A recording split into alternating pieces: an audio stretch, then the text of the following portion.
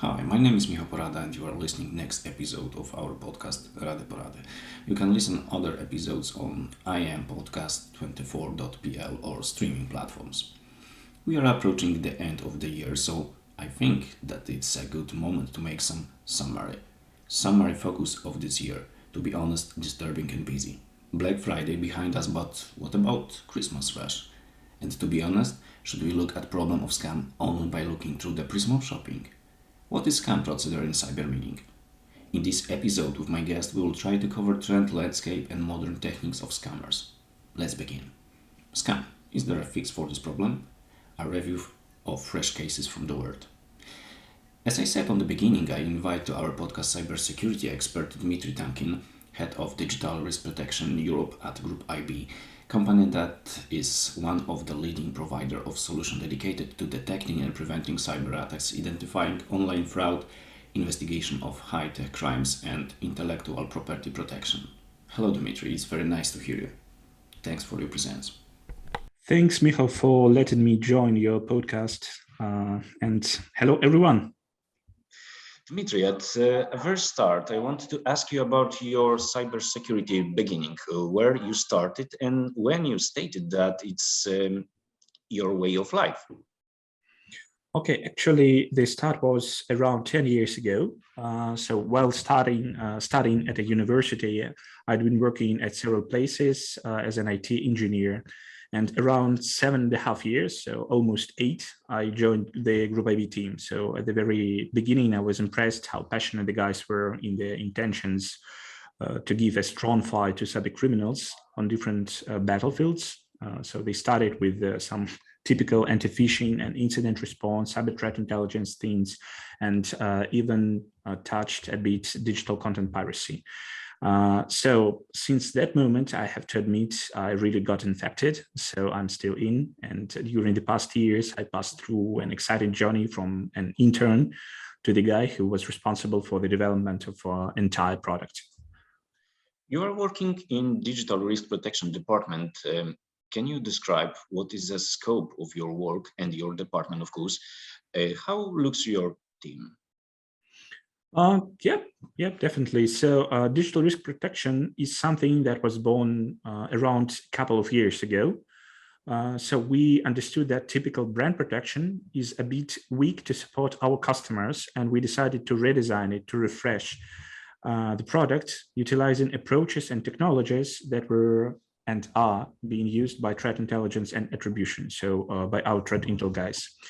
So we're covering all types of brand misuse, not only phishing and scam, but also any other things like false partnerships, sometimes even piracy and counterfeiting things. And I would say that from my own perspective and from our statistics, of course, nowadays, scam is the hottest potato.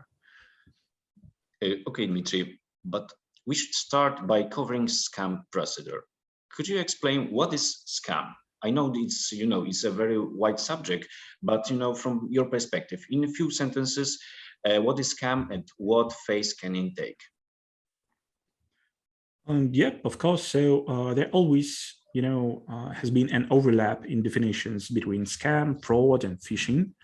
And if we make a historical recap, phishing always was the major technical driver. So the most sophisticated tools, schemes, and approaches were developed by phishing fraudsters.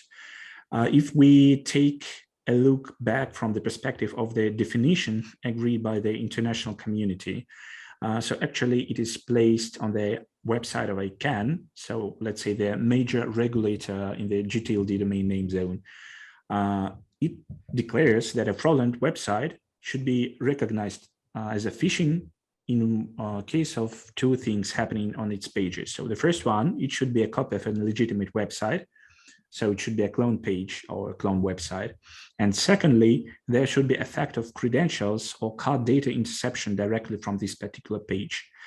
And what we see for the past 2 or 3 years, phishing fraudsters are trying to split their attacks into 2 stages to avoid any takedown measures to be taken. So I would say that nowadays, they frequently lure people with a clone page. So this is the first point of that definition.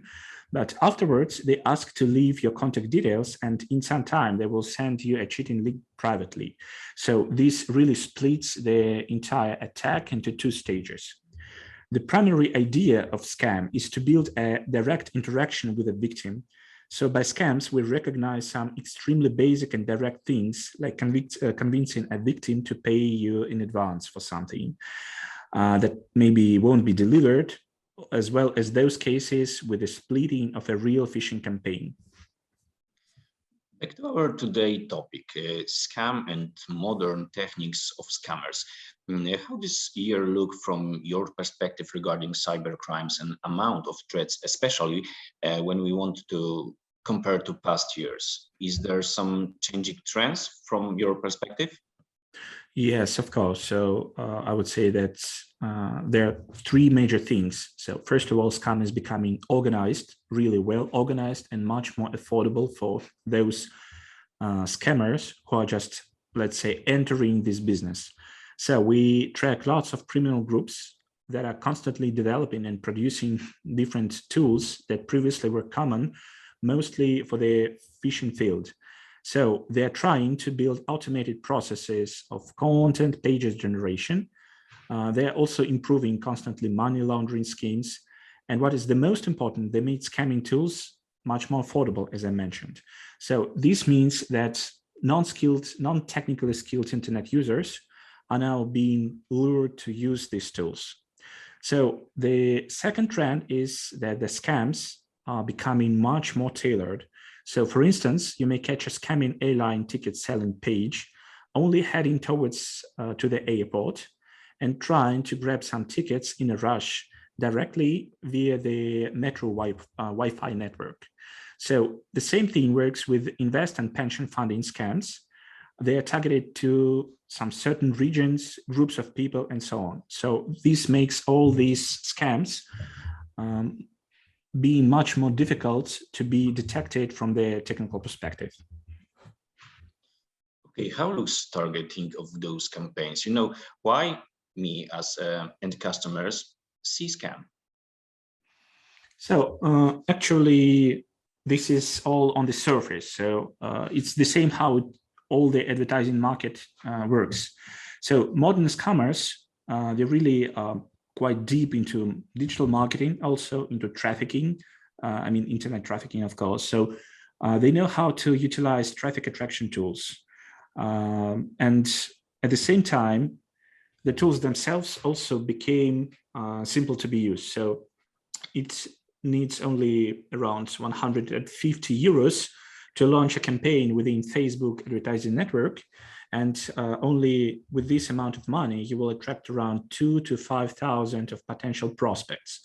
And to be honest, to launch such a campaign, you don't need anything specific. So you just need to register it on Facebook. You need to have your Facebook account.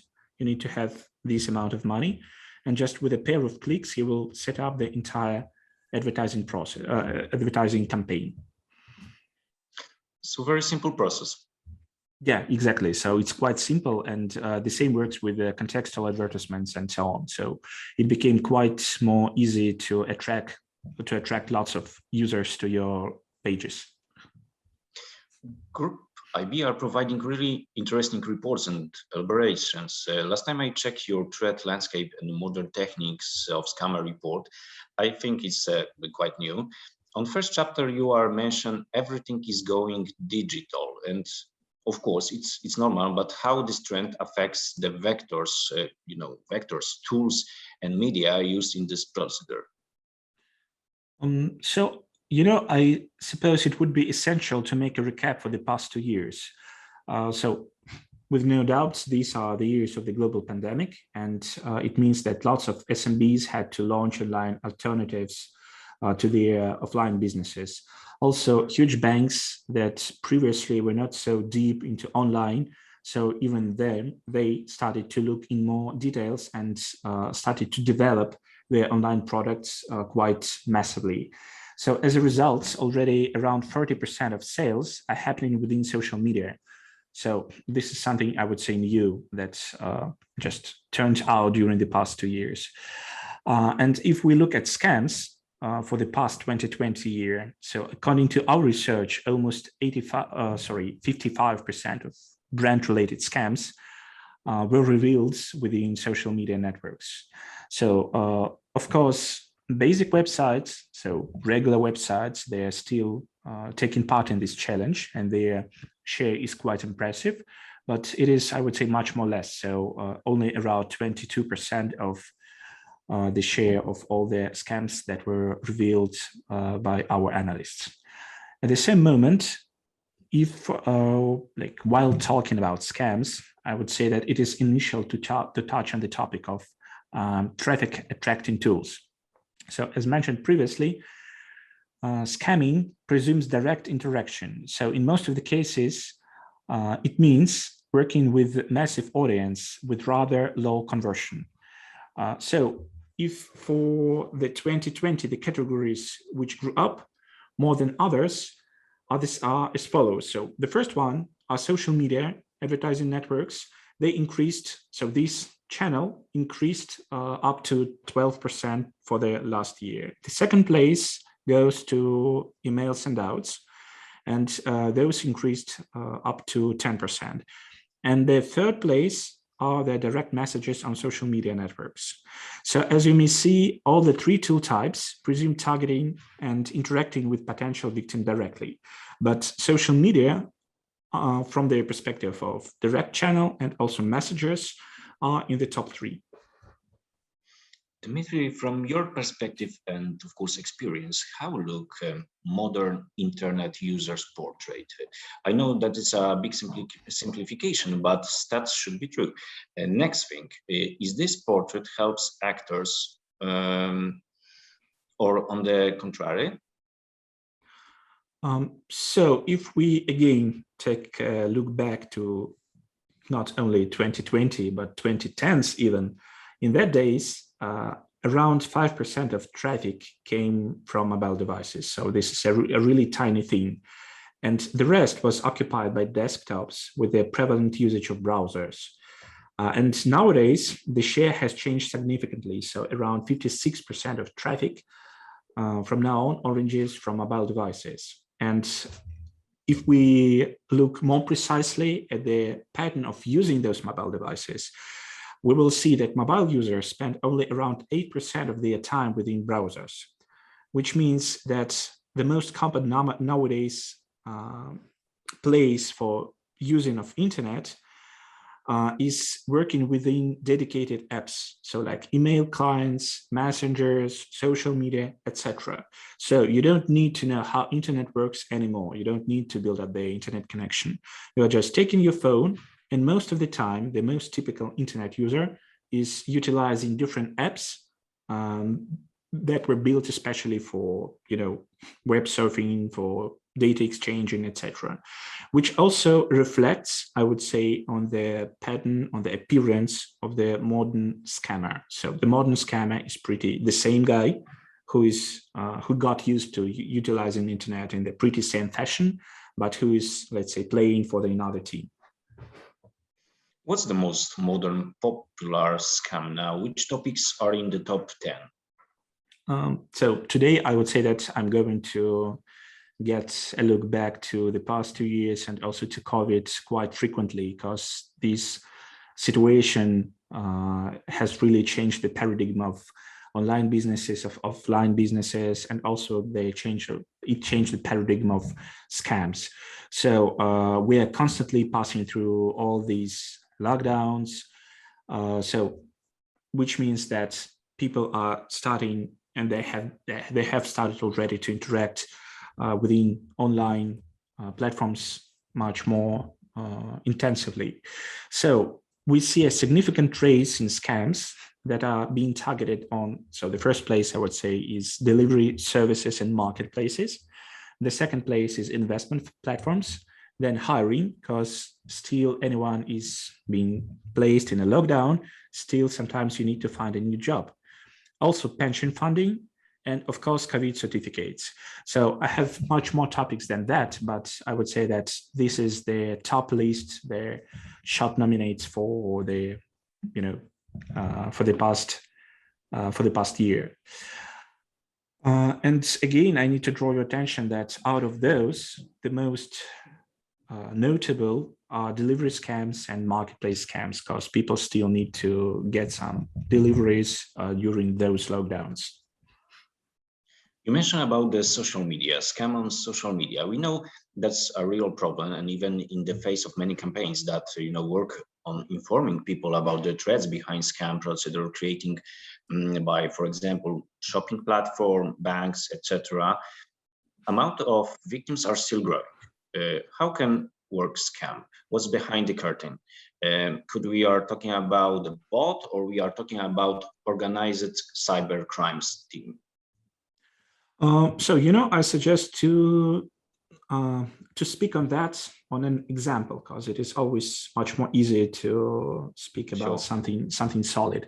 So if we have a look at the European specifics, I would say that with no doubts we should talk about classic scam. So this scam originally came from CIS, and it was born as a scam on delivery services. So we traced the first attempts in the late 2019, which means that it was started just at the very beginning of COVID pandemic.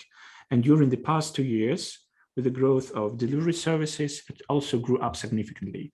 So the primary idea is quite simple: scammers creating a bot for Telegram Messenger, and this bot uses a specially built network infrastructure to generate phishing and scamming links directly from the Messenger app. So actually, this is, let's say, an add-on on the top of a phishing kit that really increases the user experience, and that really lets you, as a non-technically skilled user, create your own phishing website without going deeper into all this network infrastructure. So you don't need to develop the infrastructure, you don't need to take care of it, you don't need to maintain it. And even moreover, these guys also follow the scam generator with a money withdrawal service. So you may see this is like scam as a service. This is a simple revenue share thing when you get the split directly to your banking account. So again, you just need to go directly to the Telegram bot to provide your credentials to which you prefer to get the money withdrawal, and with using this bot, creating any other phishing and scamming links. So the only thing which is left is to select a preferable proposal on a marketplace. And while we're talking about these marketplaces, this scheme covers dozens of marketplaces all over the Europe. So to generate, what you need to do next is to generate a fake link and to start direct interaction with the seller. So actually, it looks like this: you picked up the preferable proposal from, let's say, Allegro or some other marketplaces, and you prepare the phishing link, and you're texting via WhatsApp to this particular seller, suggesting him to get his money into his pocket directly because you got extremely excited with this item, and you want this item to be delivered to you immediately. So you really need to convince the victim to use this link for money withdrawal. And as a matter of fact, it is really quite simple. So the victims are being caught by this scheme quite frequently. To summarize, what is most common way to reach user victims? Which medium? Social media, SMS, emails? So for this particular scheme, that is, let's say, covering the entire Europe and some other regions, the major part of marketplaces, they're contacting to you directly via WhatsApp, so via Messenger. It may be not only WhatsApp, it may be Viber, it may be Telegram, but it would be a direct interaction via a messenger. Now, question that is very interesting for me, Dmitry, where are money in that kind of campaigns? What are possibilities behind actors? So actually, it depends on the campaign itself. Mostly the losses are less than in grown-up cybercrime, so like in ransomware and other severe things, but it is still valuable. So in a case with classic scam, a victim quite often is cheated twice. So during the direct attack And the second time, when the victim realizes that they were cheated, and this particular victim starts blaming the fraudster directly with this messenger. So at this very moment, the fraudster suggests another link to get the money back, declaring, hey, I'm in the same situation with you, so I also wanted to get your item. I also spent my money. I got in touch with the technical support team, and they suggested me to follow this link to get my money back. So I already did, and I got my money. It's up to you. You may use this link and get your money back. So again, as a matter of fact, this really works. And for one scheme, so the first stage costs for two victims around 100 to 500 euros on average. And while being cheated double, it makes from 200 to even 1,000 euros per one attempt. And overall, only one group of fraudsters for several months collected around 3 million euros. To be honest, there are a lot of 70 groups operating worldwide, and out of them, around half is focused on Europe. So you may easily count the average, not the average, but the total amount of loss, the total amount of damage that was brought by these guys. Regarding my last question, I use statement actors, but how usually looks hierarchy and stuff related with scams? So what are their roles?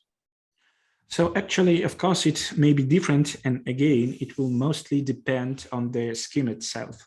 But from that list that I mentioned previously, so let's say marketplace scams, delivery scams, investment fraud scams, and sometimes even pension funding scams, in most of the cases, we see that they currently are practicing the 3 steps hierarchy.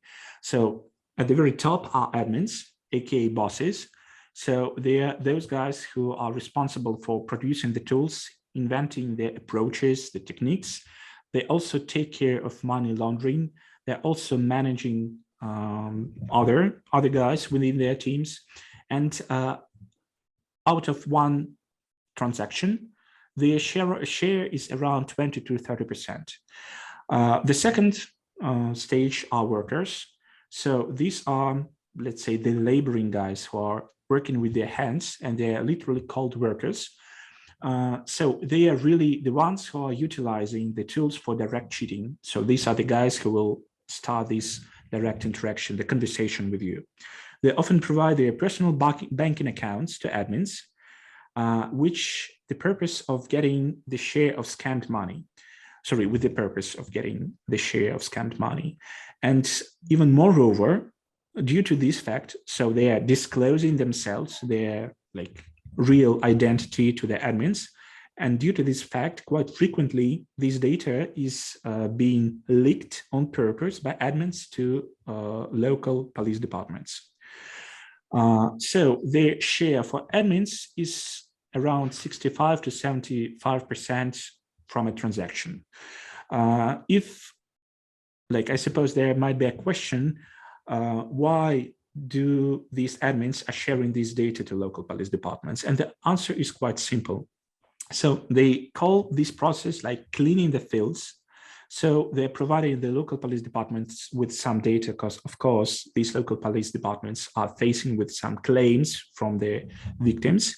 So this makes them getting real evidence, real people who cheated someone.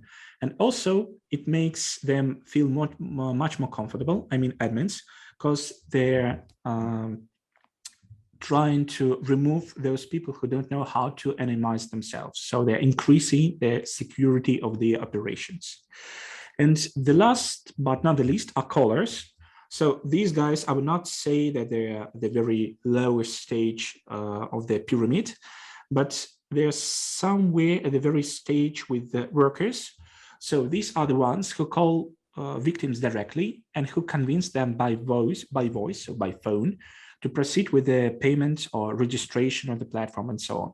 So they also get a share from each scam case, but it is 2-3 times less than workers, so around 5 to 10%. And what is worth mentioning that in most of the cases, of course, these people have to be native speakers. It's a very smart procedure. Yes, yes, of course. Dmitry, what will bring 2022? How will look cyber threat landscape in next year regarding scam? If there are any indicator that can be true? Yes, but what I can say that there would be indicators for each particular topic. This question, I suppose, is on everyone's mind. And to me, the general public's demand in reliable forecast for the cyber threat landscape development each year. We produce a bunch of reports for each particular topic. So for ransomware, for phishing and scams, for different types of threat intel things. And I would say that the significant growth is, of course, still for ransomware issues, because let's say everyone is still being placed at home. Ransomware is on its spike, on its top, and it will, of course, continue growing. As for scams and phishing attacks, so with no doubts, of course, this is going to grow too, because they are just developing new techniques, new approaches, targeting different scam topics. But they don't forget about canonical phishing. And of course, canonical phishing is still extremely popular among financial institutions, among those things where they need to make a money transaction, money transferring. And again, during the pandemic, during these COVID restrictions, of course, this is something that is still quite important. How damage can be taken regarding end user and, for example, brand that was used for this procedure? How looks spread rate in case of scam?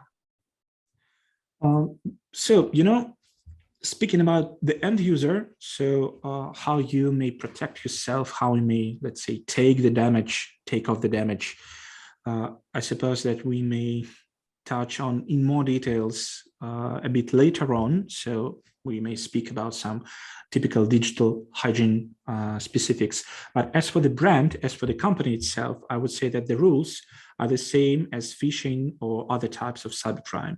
So of course, the first one is quite basic. It is continuous monitoring. Monitor not only your company's assets, but also the other things that are being placed outside of the perimeter. So social media, advertising networks, regular websites, even though if those are not belonging to a company. And I would say that this is a really important point, even though it is quite simple, because nowadays, most of the companies already understood that they should take care of their assets. But if we're talking about, let's say, a distant page, a regular website, an account on social media network that officially does not belong to the company itself, sometimes it is out of scope of the monitoring. But on these particular pages, the scam is growing. So this is quite important. The second step is, of course, research. Again, this is quite well known with regards to phishing, ransomware, threat intelligence, APTs, etc. But while we're talking about scams, also they're really worth researching, even those which seem small at a glance, and even those scams, they may attract millions of victims, which even might, like with low conversion, will bring millions to fraudsters, and of course will bring millions of damage to their users, to your company's customers. And the third, this is again quite simple from one side, but quite important from the scam side. So this is responding. I would say that this is also the most difficult thing from the perspective of scams, because scams are not so well recognized as phishing. And we really need to raise the level of awareness. We really need to educate legal authorities. We need to educate regulators. Also, we need to educate companies and end users to start processing takedowns of scams in the proper way. So I would say that it is really essential to start responding also to scam schemes, but not only to phishing things.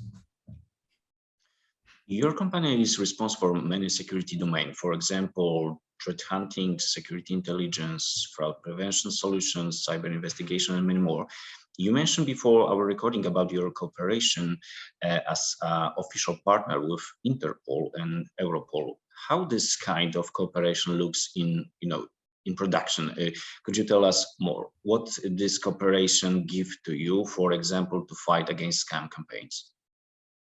Yep, exactly. I would say that the answer, I would say, is connected to the previous question, so to this response stage. And of course, it is extremely beneficial from the perspective of increasing of the market awareness, of the increasing of the legal enforcement authorities' awareness of what is going on, what is their particular issue, and what should be researched and responded. Again, I prefer to speak on some real use cases, and we have a couple of those. And one of them is really related to scam topic, and actually to one of those, again, COVID topics. So there was recently conducted a successful joint operation with the Italian law enforcement agency. So it is called Guardia di Finanza. And our investigators revealed fraudsters who suggested to purchase green passes. So again, during these restrictions, everyone needs nowadays a green pass. So you need to pass either through a corona check or to take your vaccine. And the scam was raised and delivered mostly via messengers, so via Telegram, WhatsApp, Viber, and others. So bad guys asked to provide personal data, of course.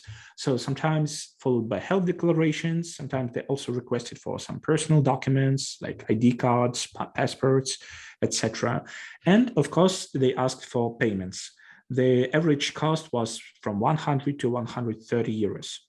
And after receiving their money, of course, they disappeared with all your sensitive data. In most of the cases, victims didn't receive afterwards any fake certificates.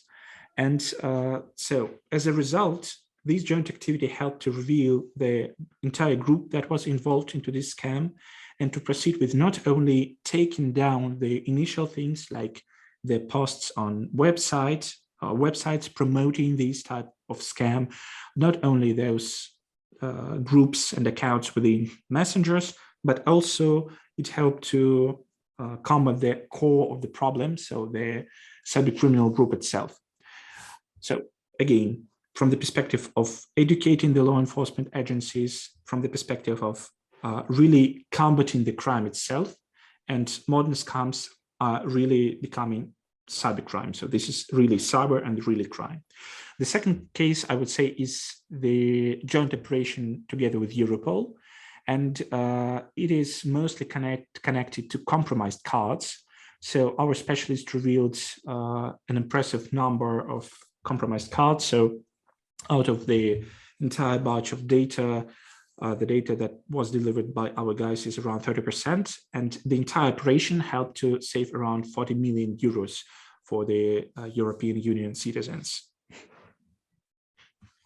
Yeah, you mentioned about the cards. Regarding news, within 3 months, the Group IB threat intelligence team identified, extracted, and analyzed information about newly compromised payment records issued by European financial institutions.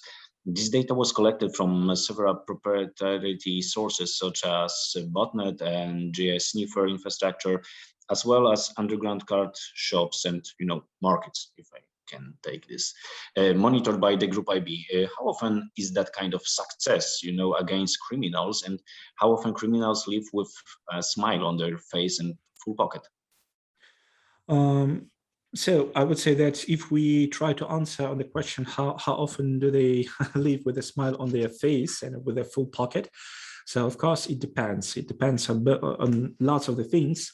But what is worth mentioning that such common initiatives, when there is a large law enforcement agency that involves several vendors, lots of cybercrime specialists, to start combating such types of things is really impressive. So in 2021, the Cutting Action Initiative was held for the second consecutive year. So last year, this cross-border operation was led by Europol's European Cybercrime Center. So this is EC3, with the support from law enforcement agencies, including the dedicated and payment crime unit, and also London Metropolitan and City of London Police and others. So as a result, approximately around, as I mentioned, 40 million in potential losses of mostly European financial institutions was prevented. And this year, the pan-European anti-fraud effort was led also by Italian law enforcement agencies and by the United Kingdom, leading card schemes, and also we were involved into this process. So the preliminary results of the effort, after analyzing 1 quarter, so this is also worth mentioning, this is quite important, only 1 quarter of the data has been analyzed by that moment, by the particular moment. All of all the compromised bank card data indicate that at least 14 million in potential losses was prevented. So as most of the data is yet to be processed, anyhow, it is clear that this year, the savings for European citizens and the dent in the cybercrime would exceed the cutting actions of 2020 figures. Cybersecurity companies never sleep. It's normally, but to be honest, now we have really hot time as a consumers. You know, Black Weeks, some Christmas, everybody need to prepare presents, etc. So we are surfing on internet and checking offer best for us. What is main and critical points that we should watch out for? You know, from your perspective, some tips and tricks on how to increase personal safety level. Yeah, of course. You know, I would say that this is a really broad and massive topic, and it's sometimes really worth building a dedicated educational course from what we see in the past. But I can tell you like some highlights. So the first thing is, of course, you need to take care of your own assets and your own belongings. So let's just go point by point. So the first one, of course, you need to set up a proper password to each of the important services. And we understand that the fashion how users are trying to set up passwords is most common. So what can be improved, what can help you to set up the proper password is a small trick. So try to play with the environmental things around you or with some literature. So let's say try to imagine or select from a beloved book a couple of phrases and convert those phrases into a password, or try to look around and let's say if you see a red ball lying on the table, try to convert this also into a password string. Also play with numbers, with figures, with letters, etc. So proper setup password is, I would say, the key to stay secured. Then, of course, use dedicated password managers, because this is the second most common failure of internet users, that even though you invented a really strong password, you're trying to utilize it on various platforms, on various social media accounts, etc. So this should not be, this should not happen. So you really should distinguish and use only one password per platform. For managing this stuff, it would be much more better. It would be preferable to use a dedicated password manager. Of course, if it would be an offline and on-site password manager that is operating only on your laptop and which database is being stored only on your laptop, this option would be, of course, preferable than comparing to cloud services.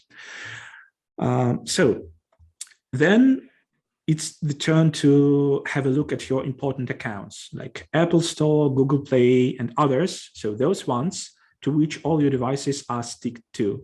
It would be good to register those accounts on a dedicated email each time.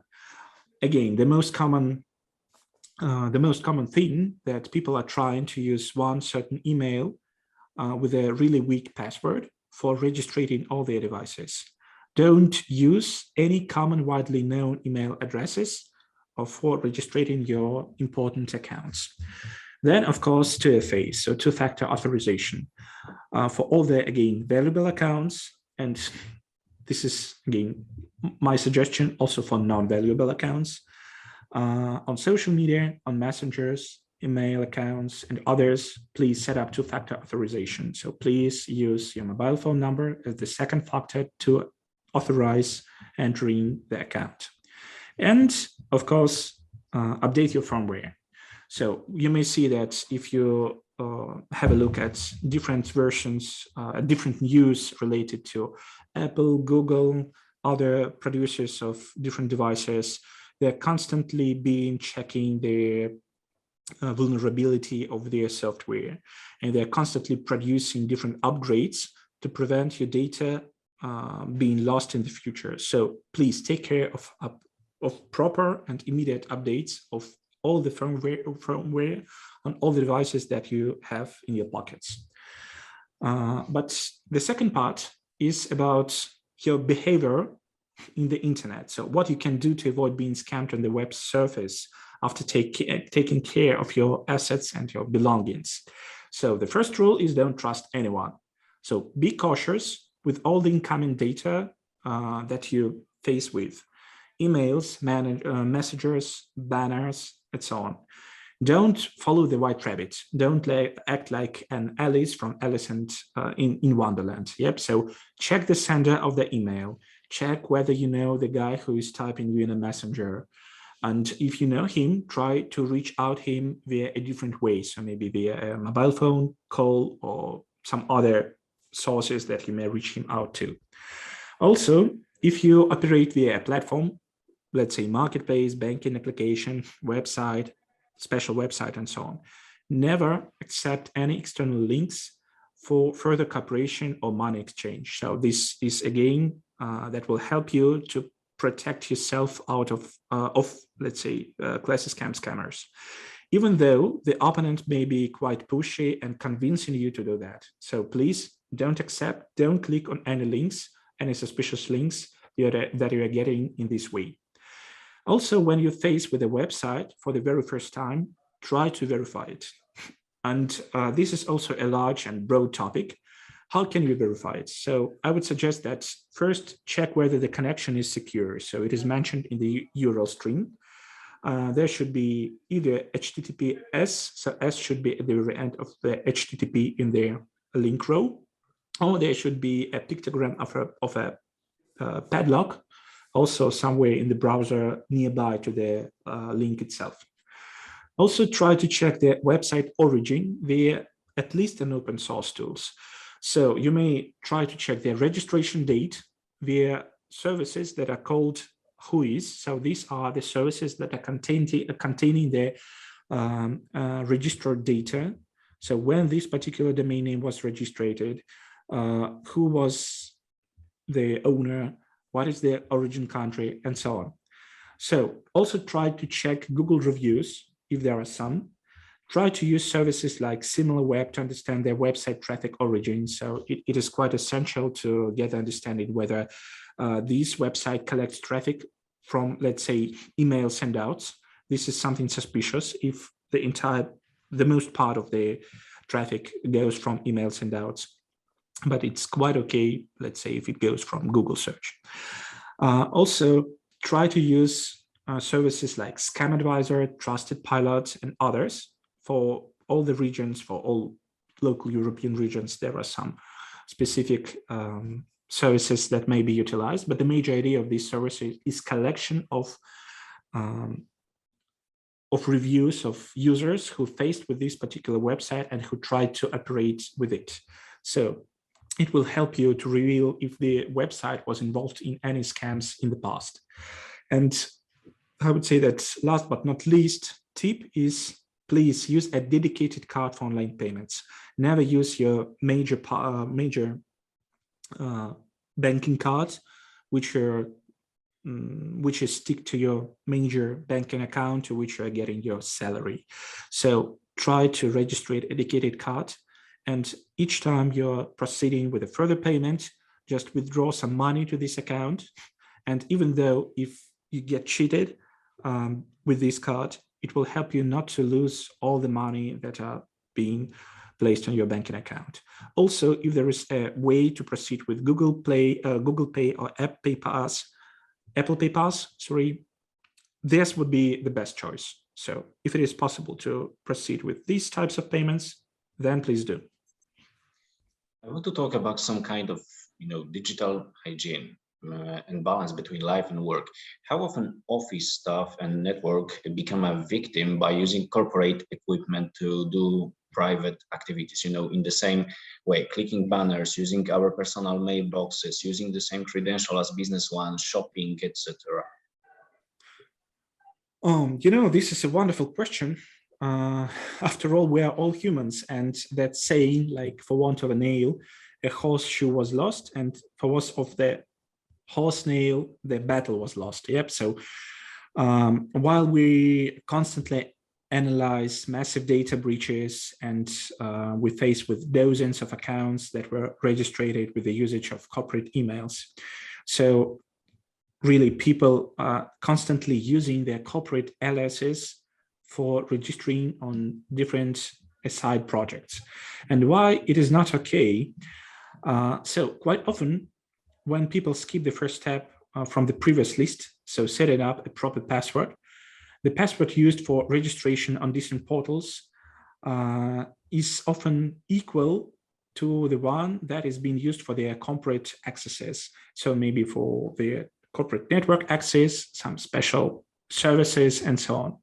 And even if it is drawn, like according to the first part of the previous checklist, just one breach from this third-party website, and I would say that you cannot be confident about the security of this third-party database. So just one breach may lead to compromise of your corporate account and will lead to some more severe problems in the future. So as for the rest of things, I would say that the recommendations are quite the same to the list of deeds that you should not perform from your personal account. You are operating in many countries. Is there some trends connected with specific country? For example, one country is a better field for scam than others. I would say yes. So, if we look at the entire region, so let's say for Europe, the most popular currently are class scam, invest scams, pension scams, and also COVID scams.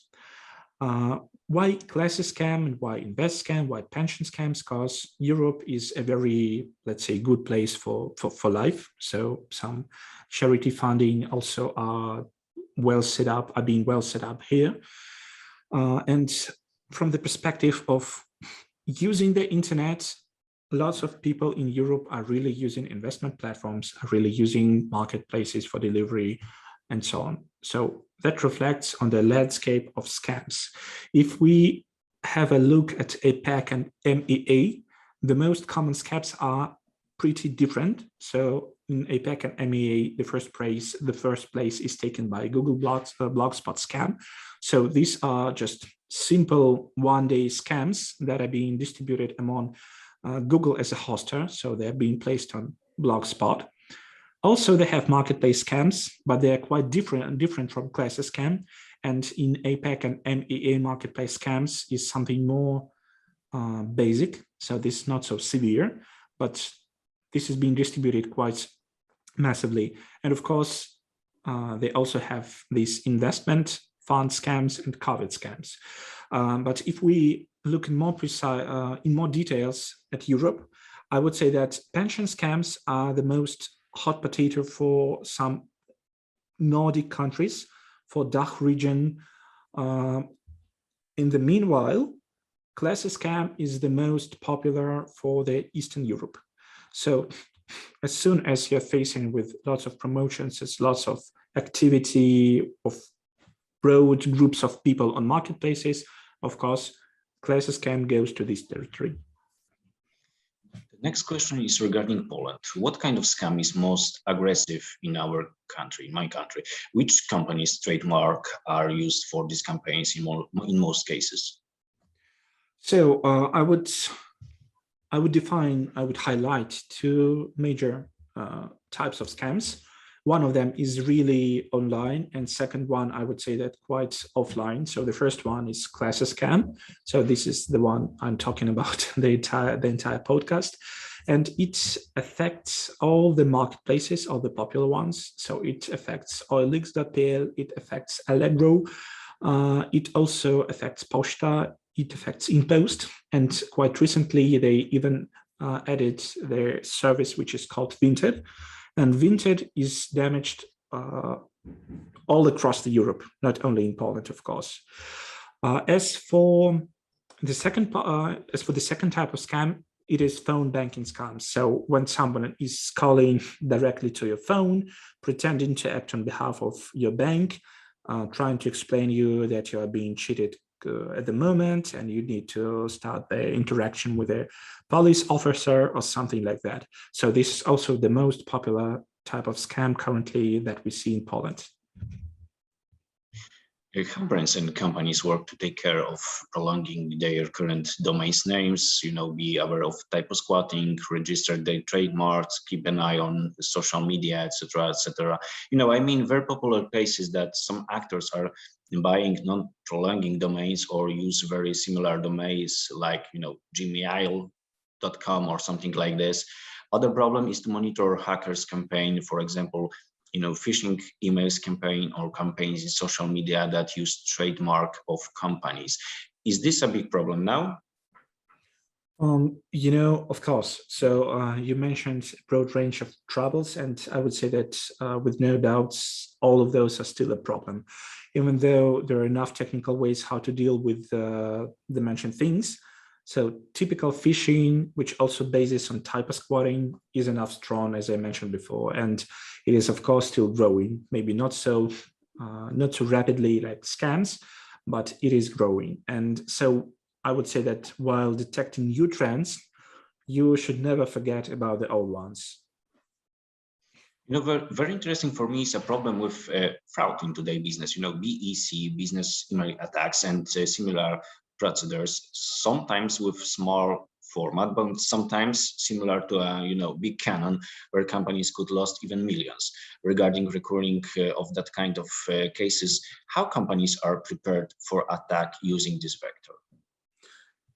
So again, there should be a small recap to digital hygiene of the particular user, because even though the company may be really well protected from the network perspective and all the KIMs and SPFs may be set up properly, even though there's always a human factor. So I would say that all those companies should conduct regular trainings from the perspective of digital hygiene. This is the first thing. And they, of course, should take care of all those things being properly set up by a user. So why? Because to carry out business email compromise attacks, cyber criminals, they have to get access to the victim's email login. So then they compromise these, and as a result of phishing or brute force attacks, by trying out their password, maybe out of dictionaries, maybe of breach DBs. So that's why you really should try to avoid your password being compromised. To ensure that the protection of email accounts is being set up in the proper way, I would say again, the 2FA should be set up. So the two-factor authorization should be enabled. And the list of trusted devices and active sessions also should be monitored. So this is something in addition that the company may do. What is the purpose for monitoring? Is any abnormalities in its behavior. So since phishing serves as the initial vector of a significant share of business email compromise attacks, companies also should protect themselves by controlling email gateways and so on. So I would say that the problem solving can be splitted, just to summarize, can be splitted into two parts. First of all is human impact. So please start working, start educating your employees. And second one, of course, please build a proper control process of the account management and also of your networking and email management.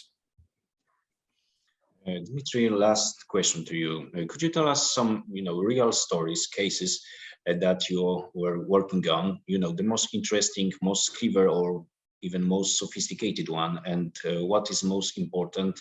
What was used, and how big was impact? I would tell you several stories that were not highlighted in any trends, because trends are always something that is being available to everyone. So you may see that, like with classes scam, if you go to newspapers and so on, you may easily find out this thing. But I have several trends that also reflect to some basic rules of digital hygiene, also to business email compromise, and to some severe APT as a result, even though it was not so complicated from the origin, from the very beginning. So the first thing is the pipeline company, the pipeline production company case. With no jokes, this is of course not Colonial Pipeline, so this is a separate company. And the origin is as follows. So this is a worldwide producer of different pipes for gas delivery, for any other things.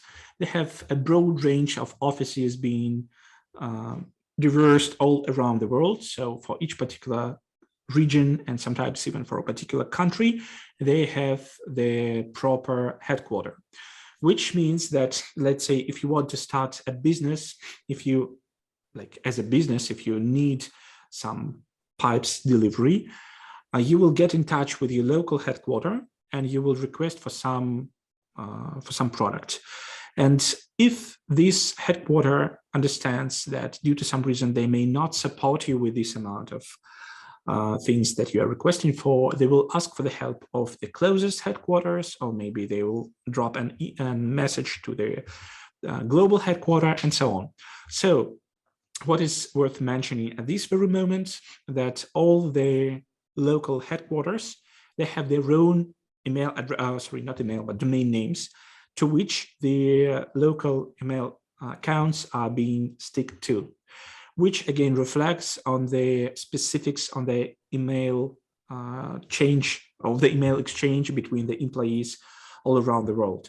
It can happen, and it happened quite frequently. Then there were like 30 people, 20 people in one email chain, writing from different email aliases, being set up in a bit different way, which lead to the fact that everyone got used to not checking the sender alias properly. So what did the bad guys do? So they just launched a clone website, not a phishing, but just a clone website with just changed contact details. And they received an order from a local player requesting for some supplies for a quite solid amount of 2.5 million euros. This is a significant thing. So this is a really solid request. So they started, the fraudsters, to get the draft agreement. They started a conversation. They involved the local HQs from several regions close to this one. They also involved the global headquarters into this email chain. They also included the customer to this email chain. So they agreed on all the terms of the contract, on the timings of the delivery.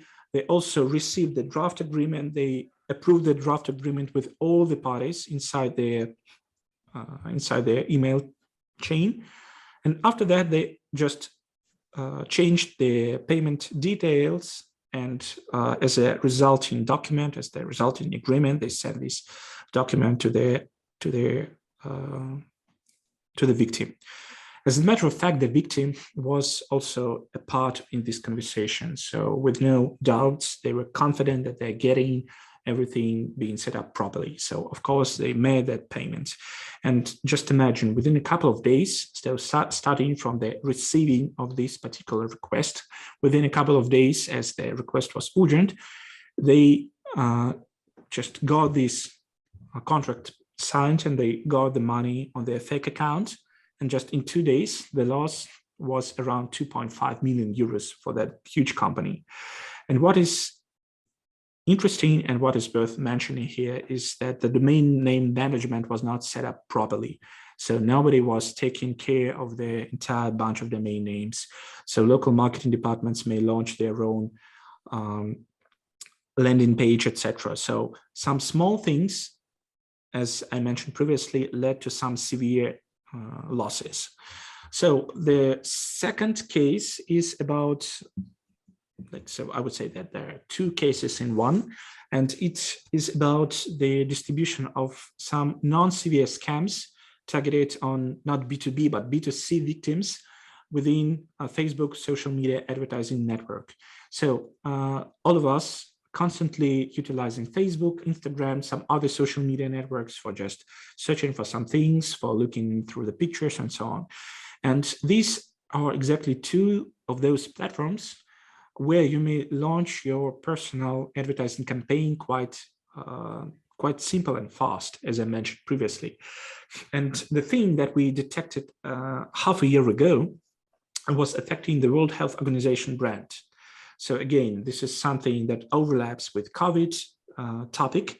And the major idea is that half a year ago, fraudsters, they started a massive distribution, a massive promotion of one-off links via Facebook advertising network.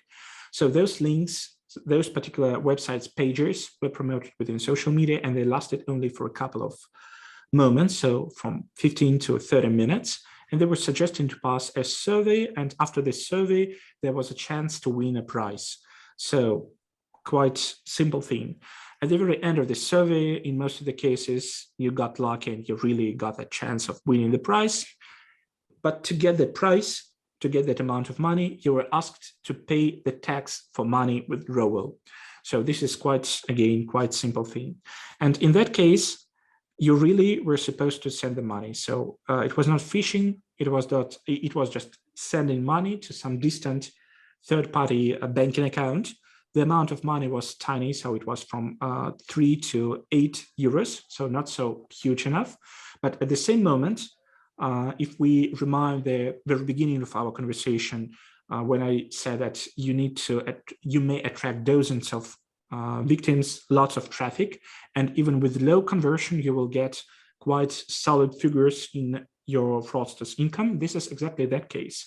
So just by one campaign that was lasting for 7 days, they grabbed around 5 million of potential victims. And due to our calculation, their conversion was around 2%. So 2% out of 5 million victims attracted by this scheme. The scheme was launched for, let's say, 500 euros, made it possible for them to earn hundreds, thousands of euros just in a week. So this is the case that is targeted to B2C audience, so to just real victims, real end users. The same type of campaign is being frequently launched within Instagram and Facebook, but with promoting some goods on behalf of well-known brands. So there is an opportunity to win a prize, to leave your credit card data, to spend your money, to pay for the delivery of these type of things, and so on. So I would say that also in advance to the Black Friday, not in advance to the Black Friday, but passing the Black Friday and in advance to the Christmas holidays, the major suggestion from my side is please don't take part in any service, in any giveaways. Please keep in mind, if you really want something and they're asking you to provide your credit card data or to pay for the delivery, you really need to check everything properly. And you'd better really get in touch with that particular authority that in your mind launched this particular scheme. Dmitry, thank you very much for this conversation. It was a pleasure to me, real pleasure. Thank you so much, Michal, and also thanks for letting this happen. I'm always glad to bring some light on scams and to make the world safer. So thank you so much, and thanks for your audience. So have a nice Christmas holiday and take care. Moim Państwa gościem był Dmitry Tunkin z grup IB. Do usłyszenia w kolejnym odcinku.